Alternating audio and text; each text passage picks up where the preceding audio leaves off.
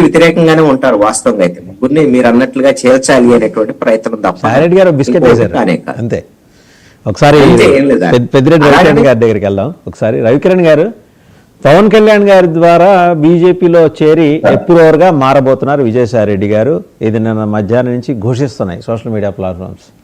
నిజంగా ఆయన ఎప్రూవర్గా మారేంతటి దుస్థితి అక్కడ ఉందా ఆయనకి కానీ ఆ పార్టీకి కానీ?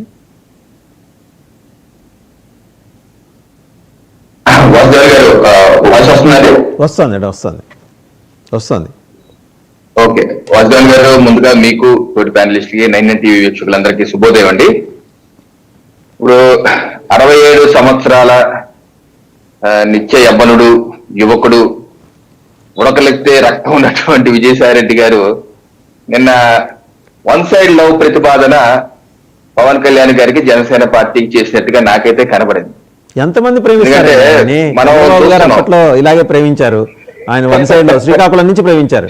ఈయనేమో ట్విట్టర్ ద్వారా ప్రేమిస్తున్నారు. ఈయన ఏం చేస్తారండి, ఇప్పుడు ఆయన చారిస్మా అటువంటిది, వద్దన్న కొన్ని ప్రేమిస్తా ఉంటారు.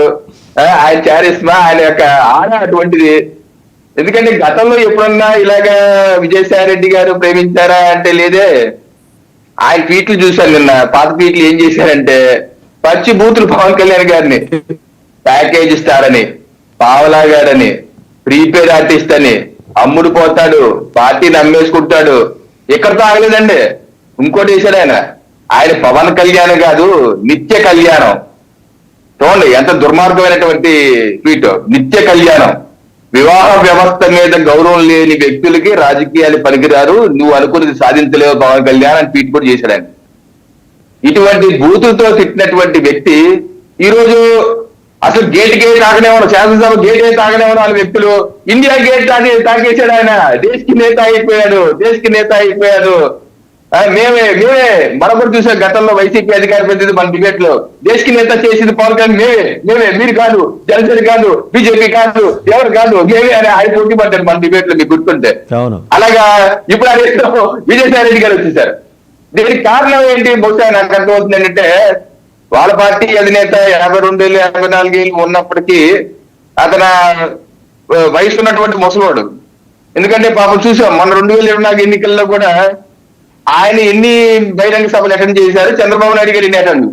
చంద్రబాబు నాయుడు రోజుకు 3-4 చేస్తుంటే ఆయన రోజు 1 చేయడానికే నీరసం వచ్చేసేది.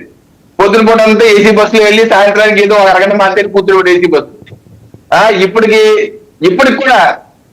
కూడా వెళ్ళిపోయాడు, బెంగళూరు వెళ్ళిపోయారు ఆయన ప్యాలెస్ లో. అలాగే విజయసాయి రెడ్డి గారికి కూడా బహుశా ఆ పార్టీలో పొచ్చట్లేదు. అది మీరు అన్నట్టు ఇంతకన్నట్టు ఆ వాయిస్ వస్తుంది బయటికి.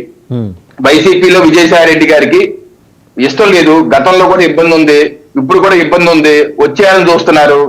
అందుకనే బాలినేని బాటలోనే జనసేనలోకి వెళ్ళిపోదామా, మొత్తానికి వైసీపీ పార్టీ నిలువునా చీల్చేసి ఒక వర్గాన్ని మొత్తం బాలినేని గారి లాగా వెళ్ళిపోయి ఆ బాటలో వెళ్ళి జేబులో చేసుకుంటూ వెళ్ళి జనసేనలో విలీనం అయిపోదామా అన్న ఆలోచనలో ఆయన ఉండి ఈ వన్ సైడ్ లవ్ ప్రతిపాదన చేసినట్టయితే నాకు కనబడుతుంది.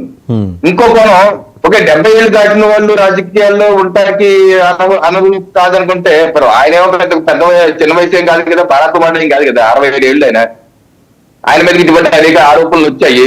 ఓకే, దాన్ని బహుశా హుషారు ఉండొచ్చు, బట్ ఆయన చిన్న వయసు అయితే కాదు కదా. కానీ ఆయన వాళ్ళ అధినేత ఈ రోజున బెంగళూరులో రవికిరణ్ గారు ఆయన హుషారు గురించి మనం వేరే సందర్భంలో మాట్లాడుకుందాం. ఇప్పుడు కేవలం పొలిటికల్ గా నేనేం అనట్లేదు. నేను అనేది ఏంటంటే యడ్యూరప్ప గారు ఏదైతే కర్ణాటకలో ఉన్నారో, యడ్యూరప్ప గారు వయసు ఎంత? సీఎం గారు 76 ఏళ్ళు. ఆ పక్కన కేరళ రాష్ట్ర సీఎం పినరయి విజయన్ గారు, ఆయన వయసు ఎంత? 79 ఏళ్ళు. మన రాష్ట్ర సరిహద్దు రాష్ట్ర తమిళనాడు స్టాలిన్ గారు, ఆయన వయసు ఎంత? 72 ఏళ్ళు. మన సరిహద్దు రాష్ట్రం ఒరిస్సా మొన్నటి వరకు 6 నెలల క్రితం వరకు ముఖ్యమంత్రిగా ఉన్నారు నవీన్ పట్నాయక్ గారు, 79 ఏళ్ళు. నవీన్ పట్నాయక్ గారు ఆ పైన ఎంత? ఆయనకు కూడా 73 ఏళ్ళు. మమతా బెనర్జీ గారు 70 ఏళ్ళు. దేశం మొత్తం ఇలాగే ఉంటే మీరేంటి ఉచిత సలహాలు వాళ్ళకు కూడా ఇవ్వండి సార్, మీరు వెళ్ళి ఉచిత సలహాలు వాళ్ళకు కూడా ఇవ్వచ్చు కదా. ఇప్పుడు వీళ్ళకి వచ్చిన బాధ ఏంటంటే, పాయింట్ ఏంటంటే ఏం లేదండి, ఎన్నికలు అయిపోయినప్పటి నుంచి చూస్తున్నాం వైసీపీ పార్టీ సోషల్ మీడియా వాళ్ళ నాయకులు కూడా ఏదో రకంగా ఈ పొత్తుని విచ్ఛిన్నం చేయాలి, ఈ పొత్తు ఉంటే ఇప్పుడు కాదు కదా జన్మలో వాళ్ళ అధికారంలో రాలేరు, 2019 ముందు ఈ రకంగానే మనం ఏదో రకంగా పొత్తుని చెడగొట్టి ఎన్డీఏ కూటమి నుంచి జనసేనని టీడీపీని బయటికి లాగేటట్టు కుతకుచ్చులయ్యాము. ఆ రకంగా మళ్ళీ ఏదో రకంగా దీన్ని చెయ్యాలని చెప్పి సోషల్ మీడియా వేదికగా కూడా మనం చూస్తాం ఏం చేస్తున్నారు. ఇటీవల శాసనసభలో కూడా పవన్ కళ్యాణ్ గారు 10 ఏళ్ల పాటు ముఖ్యమంత్రిగా చంద్రబాబు నాయుడు గారే ఉండాలి, ఆయన అడుగు జాడలు మేము నడుస్తామంటే అప్పటి నుంచి గుండెల్లో రాయి పడిపోయింది. ఆ రోజు మన డిబేట్ లో కూడా చెప్పాను నేను, గుండెల్లో రాయి పడింది ఎవరికో కాదు, వైసీపీ వాళ్ళకే పడింది. అయిపోయింది మన పని అయిపోయిందిరా బాబు, మన కథ కంచికి మన ఇంటికి ఇక జన్మలో మా జగనన్న వచ్చేది లేదు సచ్చేది లేదు ఏంటి పరిస్థితి అని బాగా చాలా ఆ బాధలో కాన్ఫిడెంట్ గా ఉన్నారండి వెళ్తే రవికిరణ్ గారు. వాళ్ళు చాలా కాన్ఫిడెంట్ గా ఉంటారు, కాన్ఫిడెంట్ గా ఉన్నారు జమిలీ వస్తుంది జగన్ వస్తాడు అని.